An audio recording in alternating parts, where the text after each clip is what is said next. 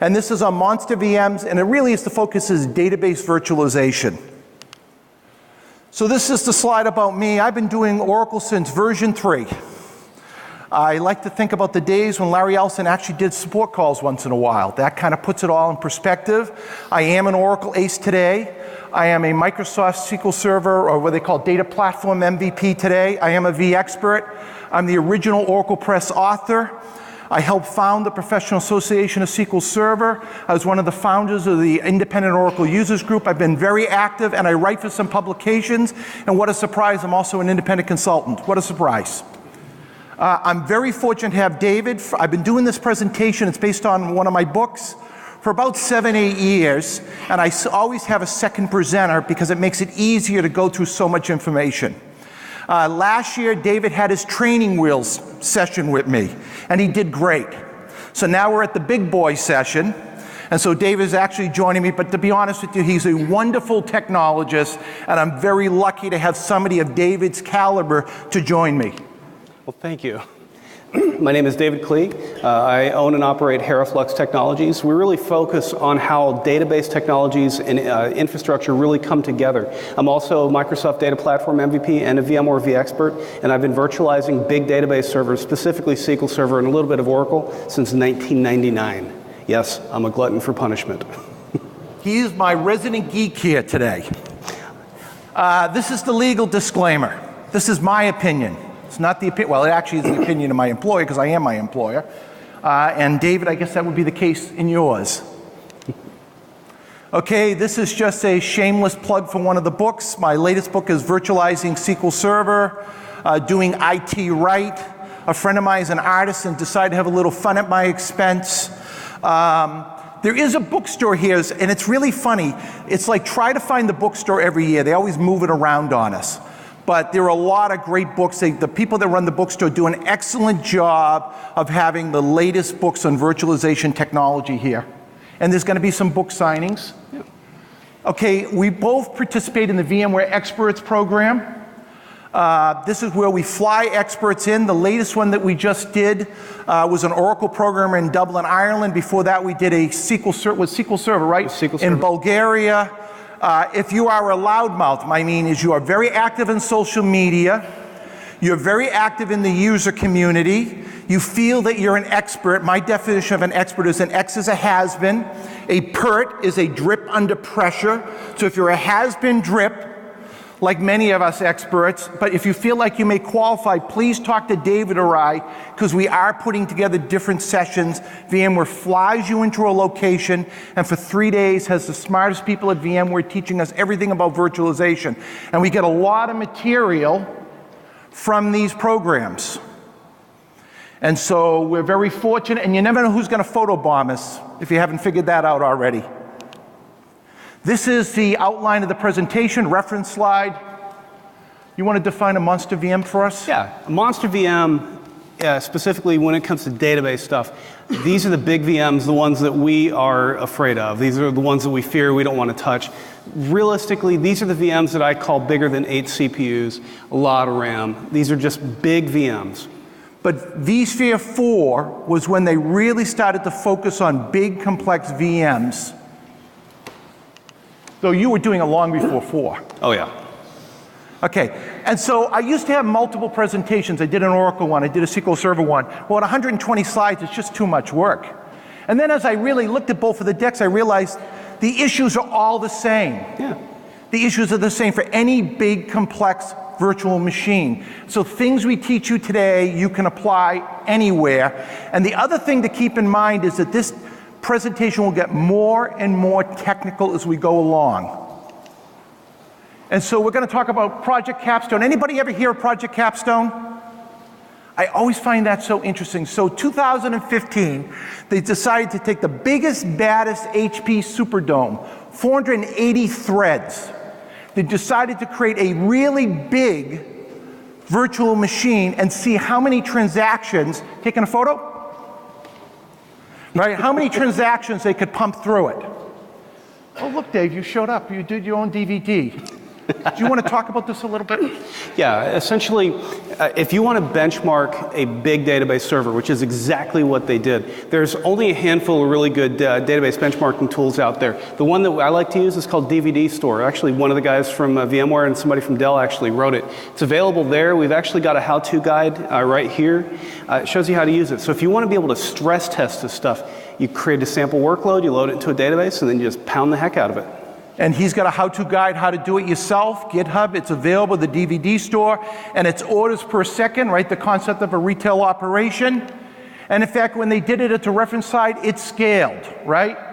This is an example of 4x20, 120 virtual CPU VM. It's scaled on the 30 virtual CPU VM. And so what came out of this was some really interesting things. The first thing is they used the VNext, multiple VNext NICs. Right? More throughput. The one I found, they used the Paravirtual driver, which we're going to both recommend over and over and over. Right? The other thing they used was preferred HT. How many people have heard of preferred HT? So preferred HT we're going to talk about in some more detail. So preferred HT says we're going to use NUMA locality over hyperthreading. Now, what I find really interesting about that is if you think about what they've done with the newest release of vSphere, all the emphasis, or a lot of the emphasis, is on NUMA. Would that be a safe? NUMA is one of the biggest challenges with these big monster VMs at this point.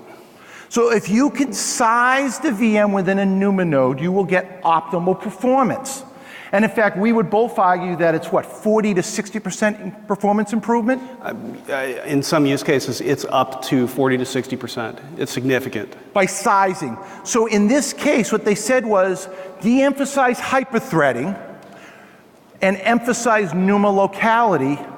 And interesting enough that we're going to talk about hyperthreading, there are actually circumstances in high CPU workloads where hyperthreading actually hurts you. Now, as a rule of thumb, I would tell you emphasize hyperthreading. But in the extreme case, that's not what they did. You should talk about VMware tools, because you're a huge fan. Every environment that I walk into, the VMware tools are always out of date. How many of you keep these things up to date? Please be honest. For all of you, thank you. It does matter. The performance matters. There's bug fixes in there.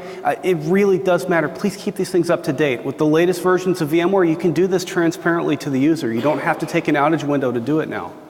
So you're going to get the VMX driver out of there. You should absolutely be using that for almost all workloads. Right? You're going to get the Paravirtual SCSI adapter.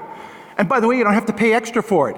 Much better performance across the road. The balloon driver, if your system's having issues, there's a lot of goodness that comes out of those tools. Keep them up to date. This is just a little background, and what this basically says that when you actually survey the independent Oracle users group, vSphere is the winning hypervisor. I'm not surprised to see that. This is the Magic Quadrant, the Godred Magic Quadrant, and VMware still is the big dog. Makes sense. It's the best hypervisor on the market today.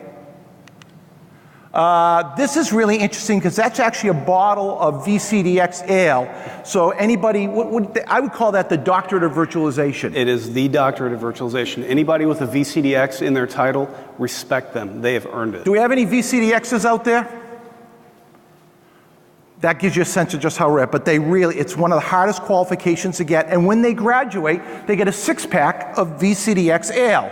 Now, a guy being from Boston, right, I can just imagine they said, what would Norm say? Hey, make mine a VCDX ale. That'd be the beer of choice. I actually met him once in a bar.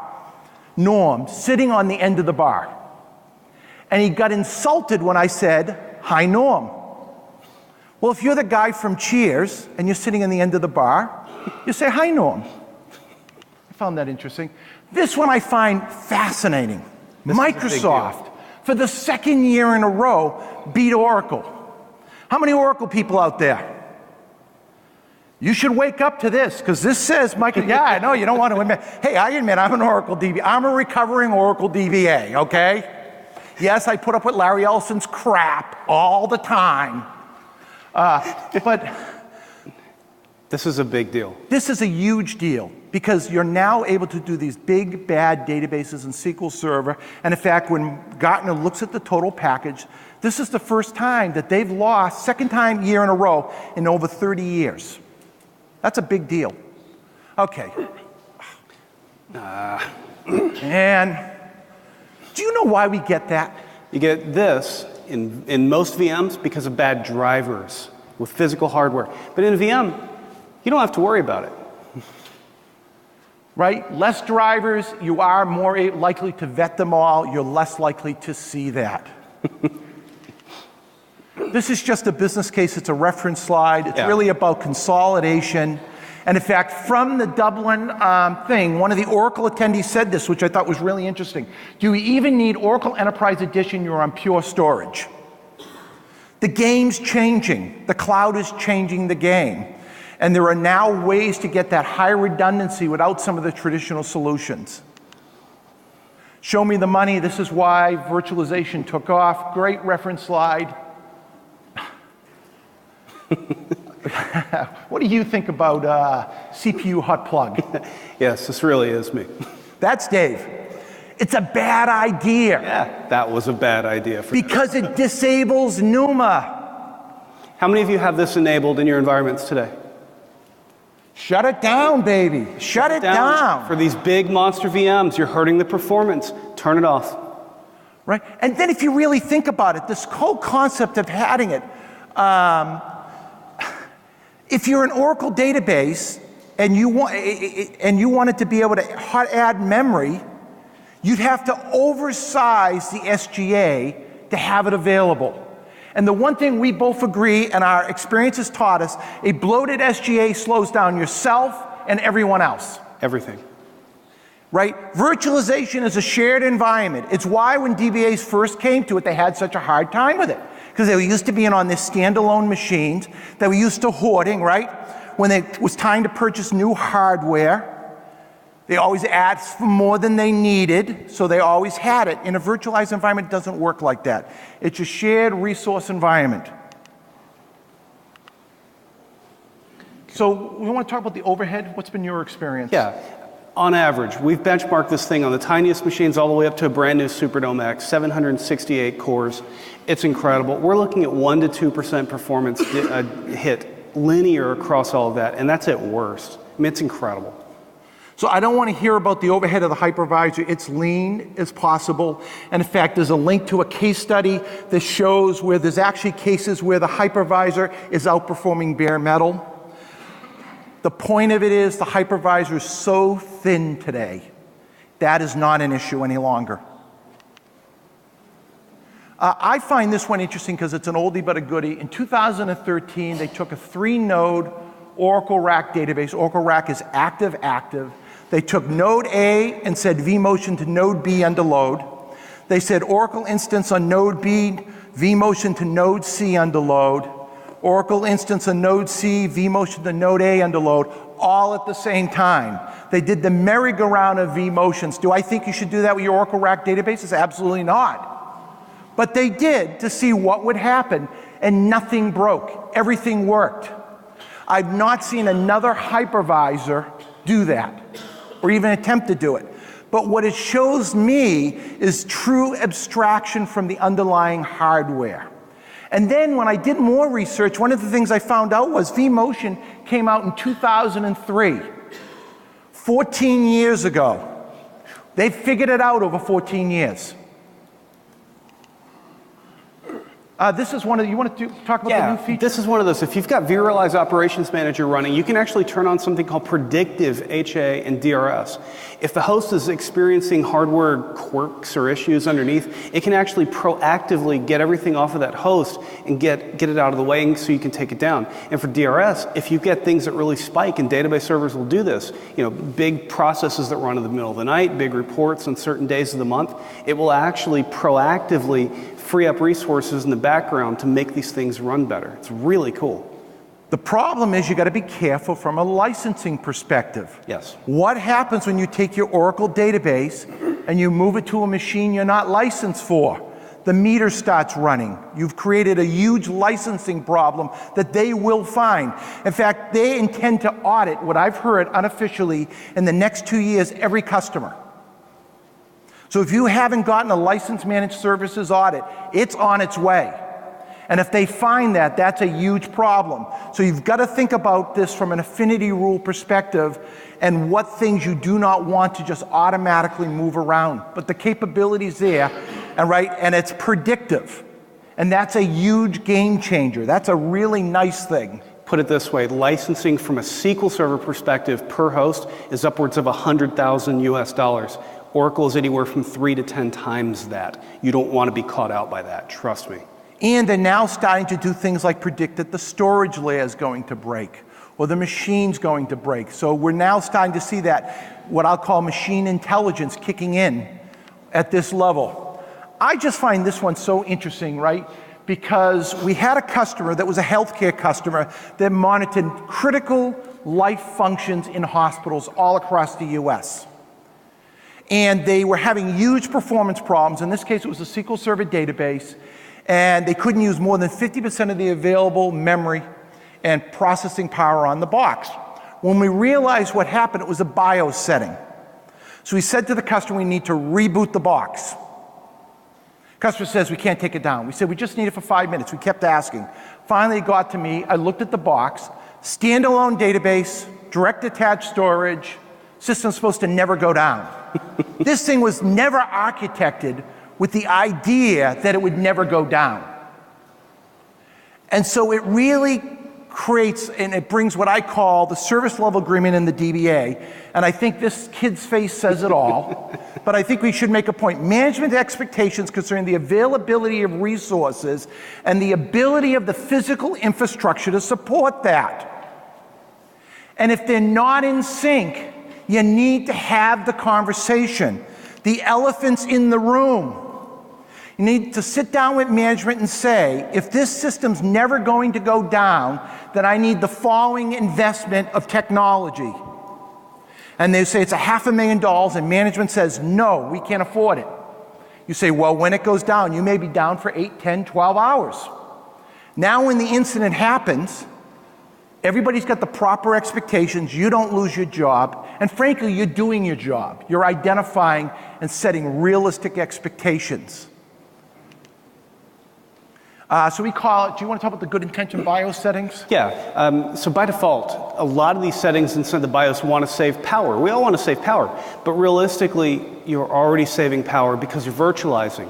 When it comes to these big mission critical database servers, get rid of any of the power saving settings inside the BIOS. Crank these things all the way up to high performance. You get anywhere from a 10 to a 30% performance boost with one setting.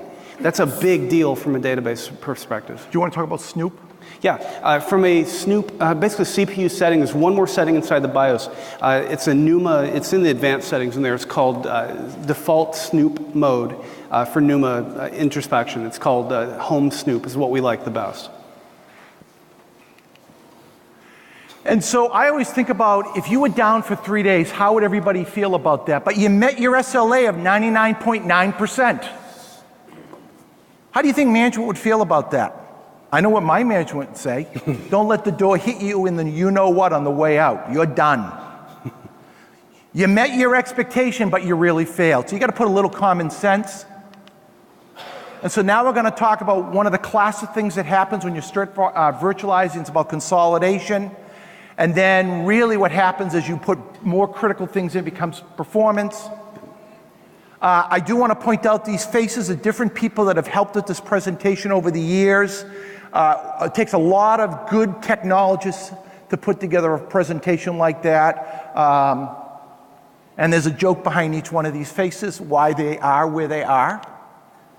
And so read the documentation. VMware does a great job. A lot of vendors don't. They do a great job. They do. There's great blogs out there. These are reference slides. SQL Pass. Anybody ever heard of SQL Saturdays? Anybody ever heard of a SQL Saturday? Would you explain what a SQL Saturday is? Imagine this. The folks that have been writing all the blog posts and writing all the books and doing all the educational videos that we all watch day in and day out on their own dime go to these different events all over the world and speak on a Saturday for free because we want to. How many sessions do you get an hour at most of the ones you go to? I get 2 to 3 sessions in a day, but in terms of an attendee, it's anywhere from 6 to 12 sessions per hour and then 6 slots per day, completely free. They can charge you the cost of lunch, so it's never more than about $10 US. World-class education. They happen everywhere in the world. I go to many of them. For example, I'm doing one in Orlando. That'll draw Orlando, what, 1,000 people? If more than that, usually. Yeah. They're free training, and they're really good, and they're everywhere in the world. And I don't care if you're an Oracle shop, there's a lot to be gotten. Yep, I've spoken at about 65 of them. All of them I've paid my own way to go because I like it that much.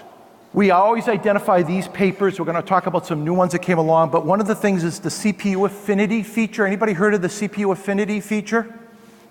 So what's really interesting is you got a hyperconverged infrastructure. You can now start to use this to say, I'm only going to use the first 16 CPUs of the box. Well, there's a licensing session you should go to, because there are a lot of customers using this to limit their cap on what they're going to pay Oracle. I don't pretend to be a licensing expert.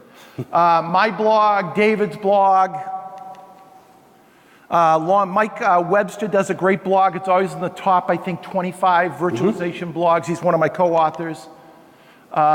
This is just a great site for Oracle stuff and a great site for SQL Server stuff. Great reference slides. That's how to find them.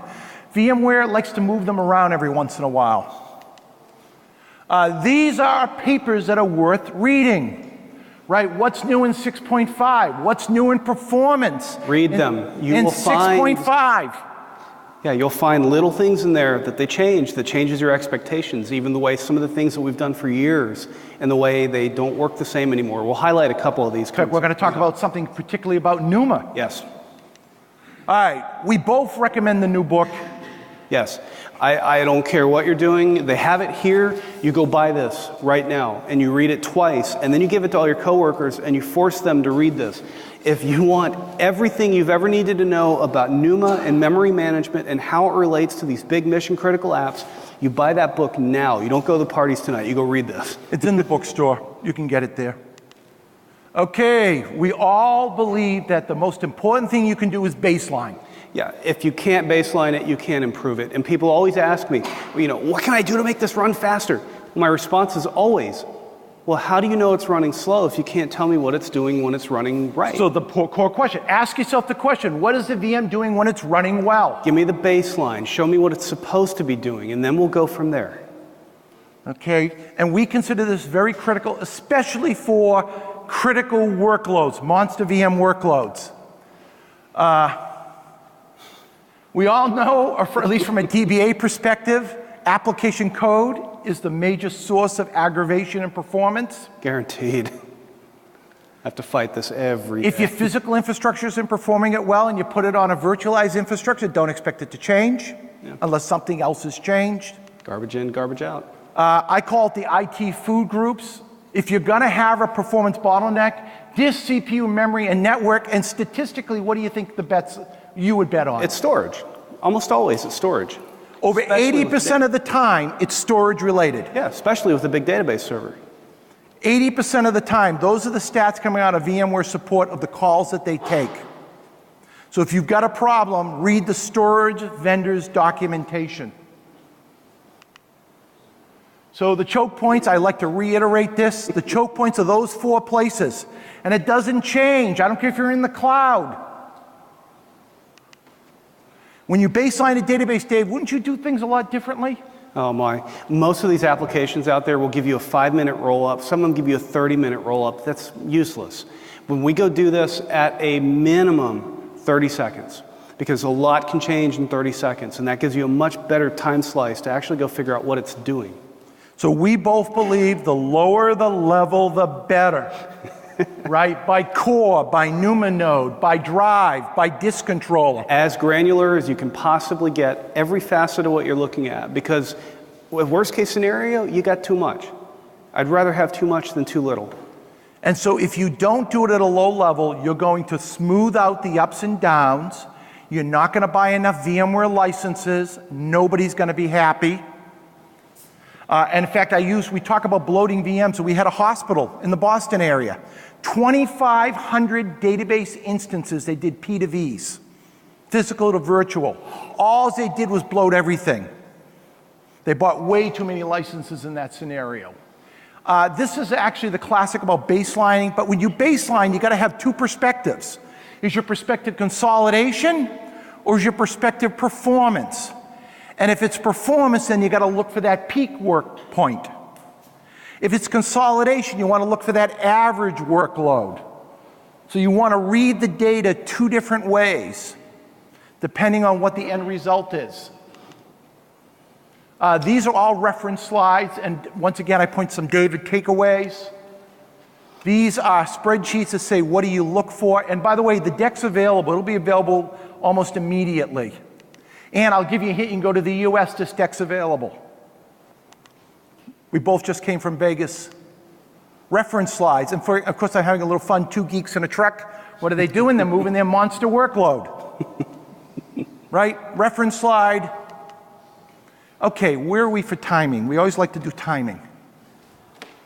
Perfect. Okay, this is the halfway point.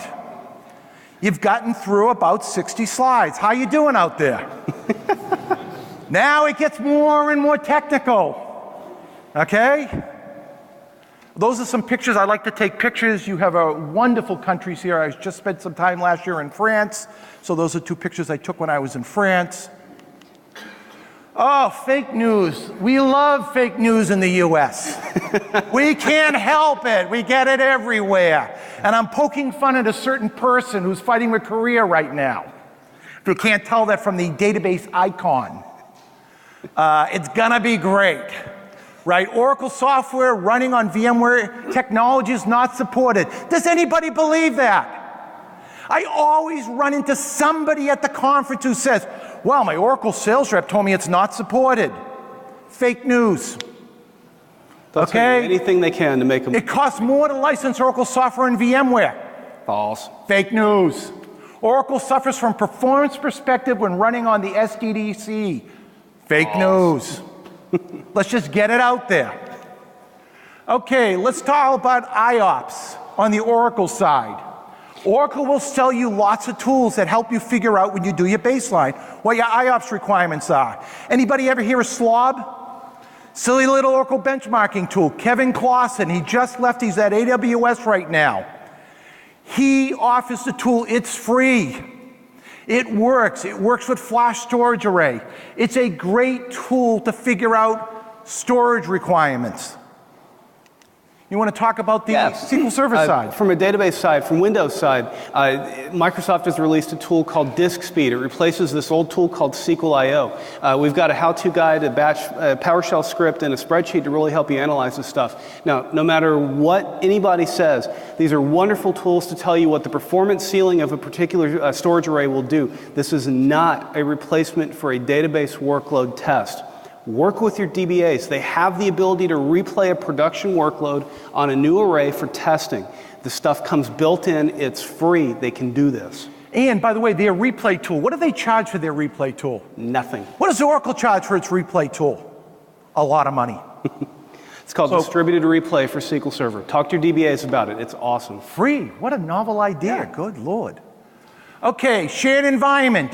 You have to communicate with the infrastructure people once you've done your baseline. And then what we do is we call it the check it before you wreck it rule. Just make sure they gave you the IOPS need that you have. It's a quick way to check. If they didn't, use it as an opportunity to educate them and work with them to show them your baseline requirements. Okay, the P to V, we talked about the hospital, 2,500 instances. Everything worked great. Their license, VMware license was off the charts. The size of the machines was so oversized. We both do lots of database consolidations. What are you seeing for consolidation ratios? On average, I can do 3-to-1 virtual CPU to physical CPU core. P to Vs are not the way to get there. I would tell you conservatively, we typically cut the footprint in half.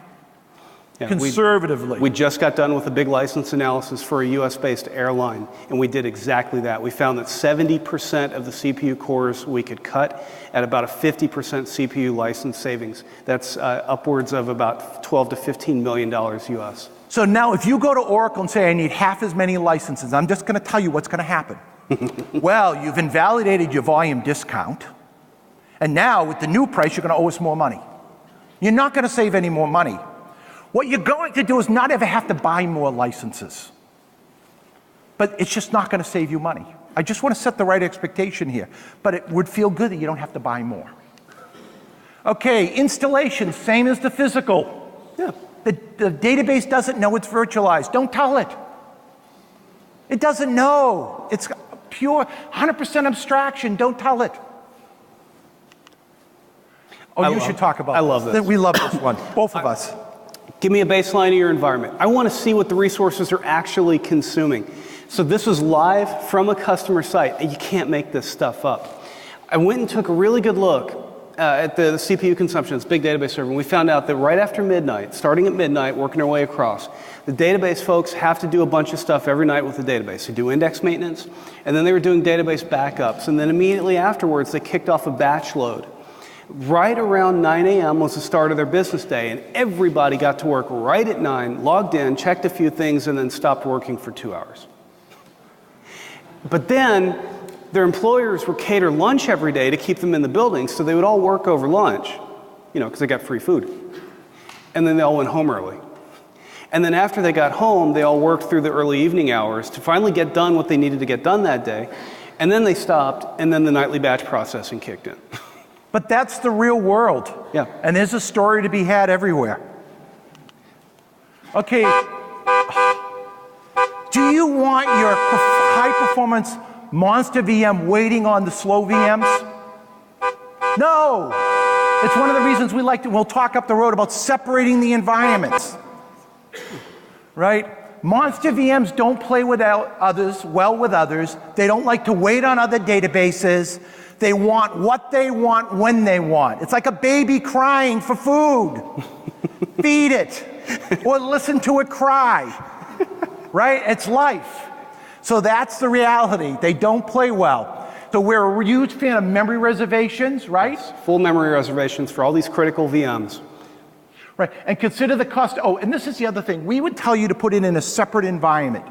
And the people say for licensing. And I think to myself, what you're spending for those licenses, do you really want to hold up your mission critical systems when you go buy a cheap box and a cheap license for dev?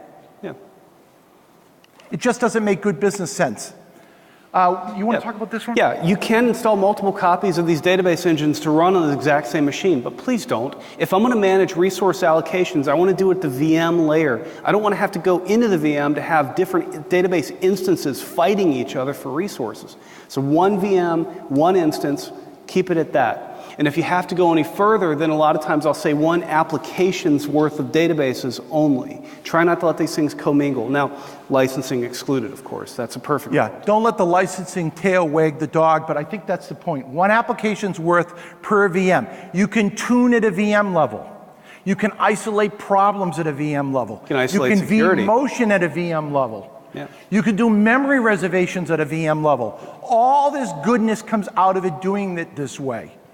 Now, maybe you can in your environment. I'm not telling you every environment can do this. We're just telling you the advantages. They both work. Do you want to comment on this? Or just leave a reference? The database guys can actually figure out how much RAM that the database engine is supposed to use. This is a real setting. What we like to tell them is to use about 75–80% of what is allocated to the operating system and give plenty of headroom there for the operating system to actually work. Yeah, we'll actually give you some formulas for that. Yeah. Right here. Every storage vendor that you go talk to out there, for the most part, they're always talking IOPS, IOPS, IOPS. Well, when was the last time you hit 300 kph in your car? Hopefully every day, because that's kind of fun. Well, maybe the people in Germany Yes. can get away with that. Yeah. But the rest of us can't. But realistically, Latency, when it comes to actually writing a database change to disk, it has to get to disk and it has to be committed before that operation can complete. So it's kind of like latency is you're at a light, the light's red, it turns green, you floor it so that you can merge to get onto the highway. That's what really matters to the database engine. So we're telling you latency is what matters. There's this argument of VMFS versus RDMs. There is not a performance difference for all intents and purposes. There are certain use scenarios where you have to use it. In general, unless you fall into those use cases or it's part of a backup strategy, we would tell you to go VMFS. Thin provisioning, we both believe you should use EGATHIC 0 in general with some caveats we're going to talk about in the next slide or two. Thin provisioning, my issue with thin provisioning is you're telling the database it has storage it doesn't actually have. And then one day it actually needs it. It's Christmas morning and the developer puts some pushes into code and runs on a plane and all of a sudden the database needs all this space, which happened to us a couple of years ago. And it didn't exist and everything blew up. That's my problem. It's the whole concept of giving it something that doesn't exist. Most cloud providers love to do it that way. Yeah. They love to sell you storage that you pay for that you don't actually get. It's just got to be managed properly. If it's managed well, this strategy works. Useful blog, not a fan, but we are both okay with it on flash storage. Yeah, again, but as long as it's managed properly, you've got proper alerting, you don't run the data stores too tight, the strategy works well. We can't help it. The monster VM burped. Databases will eat all of your storage, trust me. And so Project Capstone to drive CPU usage so high, all disk I/O must be very fast. So system is not waiting for a response. This is kind of our storage best practices. Yeah. Paravirtual drivers, a no-brainer. Yeah, I mean, the Paravirtual SCSI controller, please use this for all your big database servers. On a traditional array, you got a 12% performance improvement with lower latency to disk. On an all-flash array, it's anywhere from 20 to 50% performance gains. Now, a lot of vendors will say change the queue depths. Do your testing. I change them under extreme circumstances. Most of the time, I'll leave them alone. Latest version of VMFS, please. And active multipathing. So if you're on an EMC array, PowerPath VE. If you're on other ones, set round-robin IOPS equal to 1. Go check to see if your vendor supports it, but you get really significant gains out of it. And you should use the latest version of VMFS, but it's not the default. You actually have to go out of your way to use it. Pure Storage does a particularly good guide on storage best practices. I think it's excellent. Yes, and the guy that wrote it is here. Practical recommendations, for example, round robin from 1,000 to 1 on a flash storage. Yep, and actually on vSphere 6.5, that's default now for a pure storage array. And the guy that wrote the array is here, Cody Hosterman. Yeah. Paravirtual driver, 30% CPU savings, 12% I/O savings. As long as your VMware tools are up to date, you should use it. It's kind of a no-brainer. Yeah, and if you're tracking this with Windows Perfmon, you can actually see the difference. It's percent kernel time inside Windows CPU counters. Right? 4 SCSI adapters are better than 1 in high-intensive workloads. Yep. The virtualization layer does I/O queuing not by drive, but by disk controller. The same thing with your operating system. So if you take these really big disk-intensive workloads, spread them out between the 4 controllers, balance the disks appropriately, you will see a performance gain for these really big heavy hitters. So we talk about the storage layer is where 80% of the problems, those are stats from VMware. Let's talk about hyperthreading. I love this diagram of hyperthreading because what you notice is it's still only one chip, one processor. It's flip-flopping between the two, and it's getting you about a 20% improvement in most workloads. You can go to the particular vendor to get the exact number. And so you've got to be really careful when using hyperthreading. And for CPU-intensive workloads, it actually can slow you down. It's faster to just have it shut off. And so what we would say to you is, coming out of the box, be conservative when counting your virtual CPUs. Let me go to the next one, because I like the formula. We do a formula. No. We do the formula. Oh, yeah. I didn't have that there. Yeah, 5 CPUs equals 6 virtual CPUs. But what we both would tell you, overcommitting's okay. What are you typically seeing for overcommitting? 2 to 1 is conservative. That's actually what VMware and Microsoft both officially support. Comfortably, if you manage this properly, and I do stress very properly, we're going to talk about some details shortly, I can get away with 3-to-1 with no noticeable performance hit. Now, this is for most workloads, not all. But coming out of the box, just be conservative, do a 1-to-1 count to hyperthread as a 20% uplift, so 5 for, 6. Okay. Larry Ellison just walked in the room. The evil empire, come on. Right? So Larry Ellison made a statement to the world. He would make Oracle Cloud cheaper than everyone else. So what did he do? He doubled the price of everyone else's cloud. I'm not making it up. So if you're on AWS or you're on Azure and you use hyperthreading, you pay twice as much. He's cheaper, right? So why would you pay twice as much for 20% more performance? Shut it off. That's the best way to deal with it. Just shut it off. It just doesn't make sense. The other thing is, anybody heard of a company called License Fortress? So you should really go to the license talks. They have a new take on Oracle licensing. I put some of Dean Bolton's cards down here. David and ours are up here too. You should really look at their approach to licensing if you're doing anything with Oracle and VMware. And really attend the licensing seminars. Okay. In the boot camp that we did in the US just a couple of weeks ago, I spent roughly 2.5 hours on this one topic. So bear with me. You only have, I know. I just want to be clear, 30 seconds. We're good on time. Just saying. I'm checking. This is the single biggest thing that you have to worry about with virtualized database servers. The bigger the VM, the more activity on this physical machine, the longer it actually spends in the hypervisor resource scheduling queues before that request actually gets out to the CPU to actually do its job. You as VMware admins can actually go track this stuff. In this particular machine, it's called CPU ready time. This is the number of milliseconds spent per virtual CPU stuck in the scheduling queue every 20 seconds that VMware goes and pulls the data. You got the calculations here. What I always say here is that if you do the math, basically the number of cores divided by the sum total up there, divided by 20,000 milliseconds times 100% gets you a percentage of that performance hit. VMware says 10% or greater is too much. I say for a production database server, 2.5% is my yellow line, 3.5% is my red line, because with the way the database engine parallelizes a lot of this, you actually feel about double this performance impact inside your SQL Server. So if you want to know what your virtual CPU overcommit ratio is, do the math on this. If that's below 3.5%, keep going. But just to get simply, my VM was ready to do something and the CPU wasn't ready for it. That means you're waiting. This is the single biggest challenge. Now there's another one. There's another problem. Nobody's talking about this one. The bigger the VM is, the more I have to worry about these CPU schedulers getting out of sync. You want to hit it? Yep. Sometimes these CPU schedulers get too far out of sync, and the hypervisor will actually detect this. Hit it. And it goes, oh, we got a problem. This one's way out ahead of the other ones.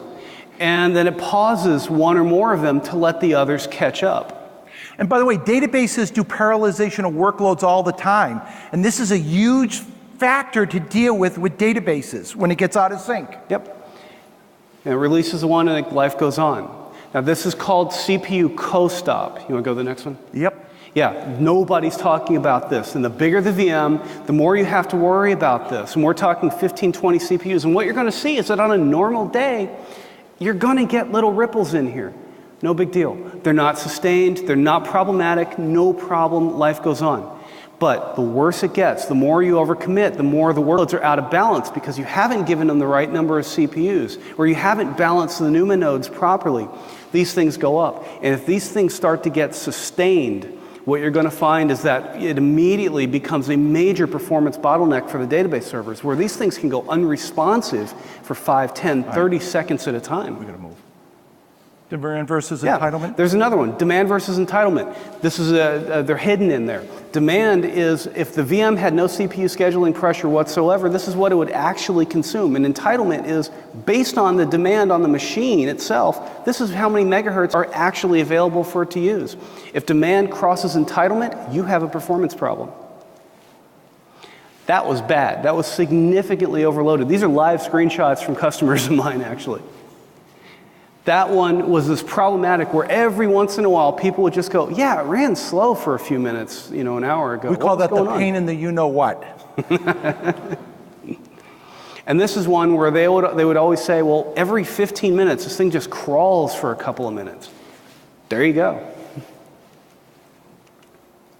Let's talk about NUMA, right? There's so many, vSphere 6.5, a lot of emphasis was put on NUMA, and in fact, the whole concept of decoupling it, 30 to 40% performance gain. If your VM can fit in the memory cache associated with the sockets, you will get optimal performance. If it can't, it's going to use the cross connects, you will get less optimal performance. But it's still the fastest way to get anything out of a hypervisor. And so I like to use this example. If I had a 4-socket system, 6 cores, 4 NUMA nodes, 128 gig of RAM, I would want my VM to be 32 gig of RAM or less, plus or minus a half a gig for overhead management.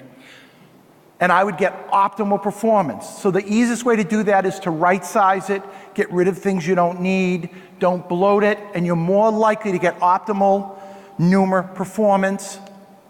And I use this example up top here because all the NUMA topologies are different.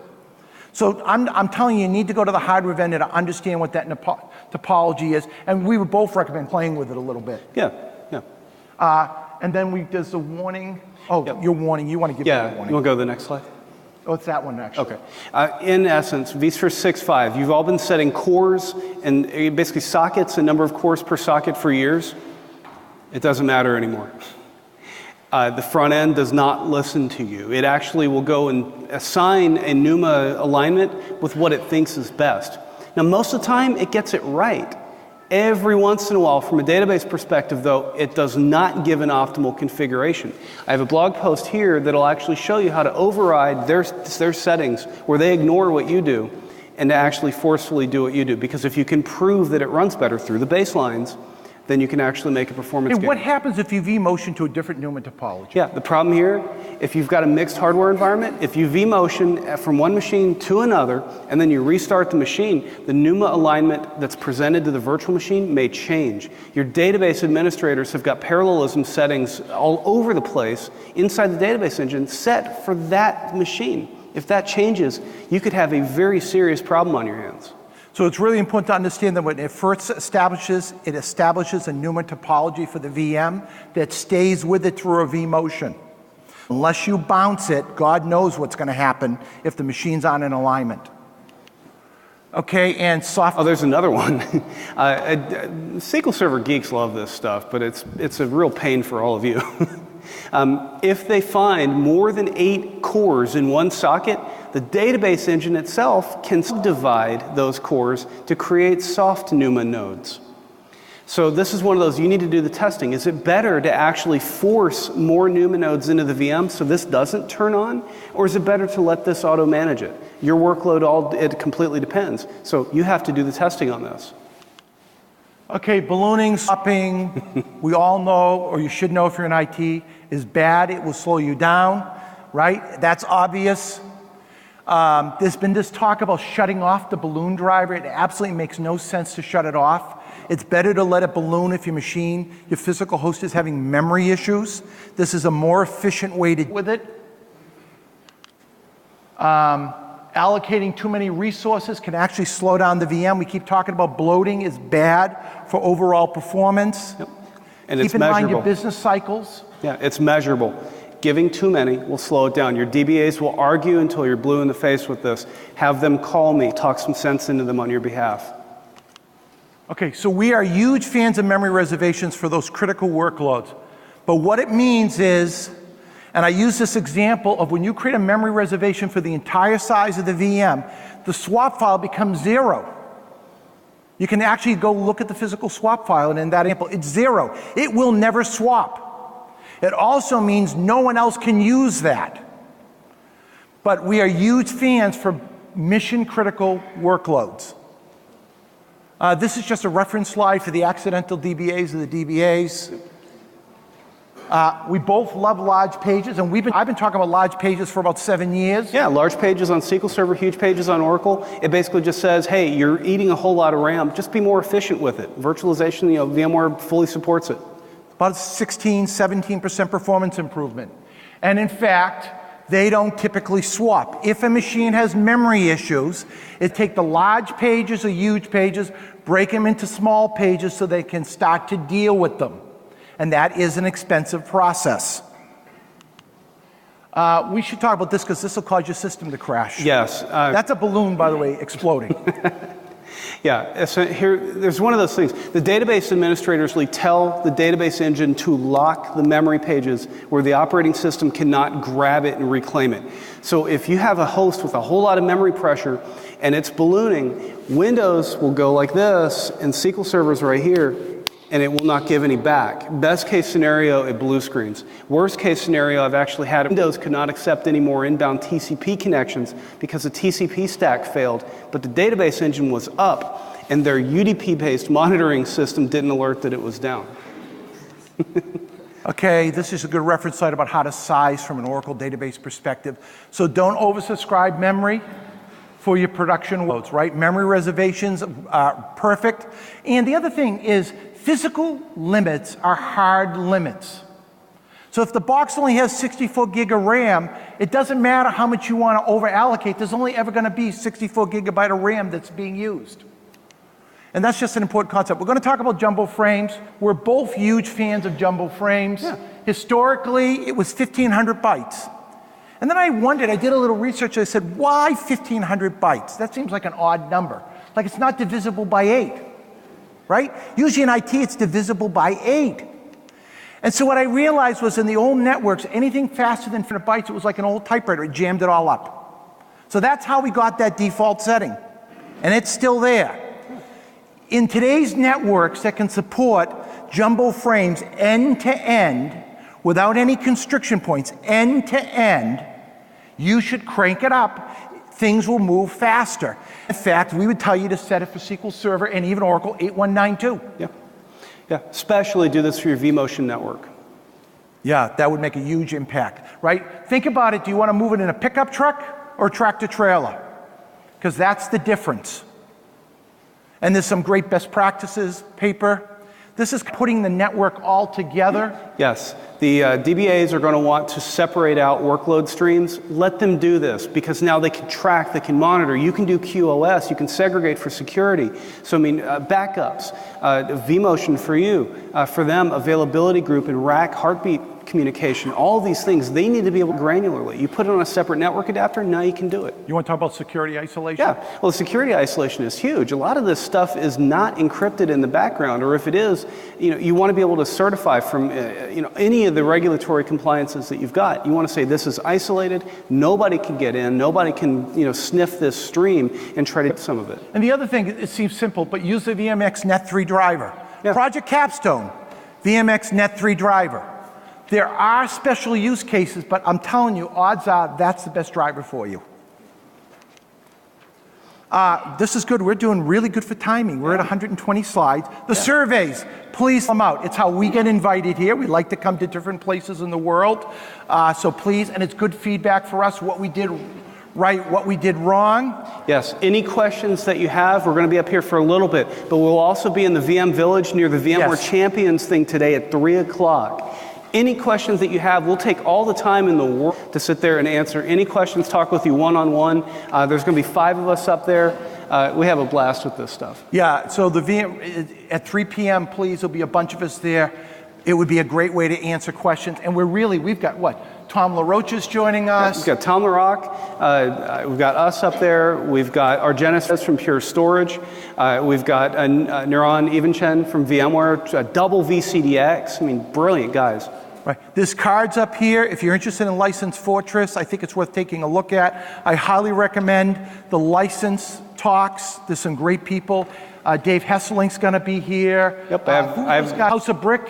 Yep, is going to be talking about licensing. So there's some great licensing resources for the Oracle side of the house. And I've got another session tomorrow with some further deep dives on monitoring this stuff. And you've been a great audience, and thank you for taking the time out of a very busy day for joining us. Yeah, thank you.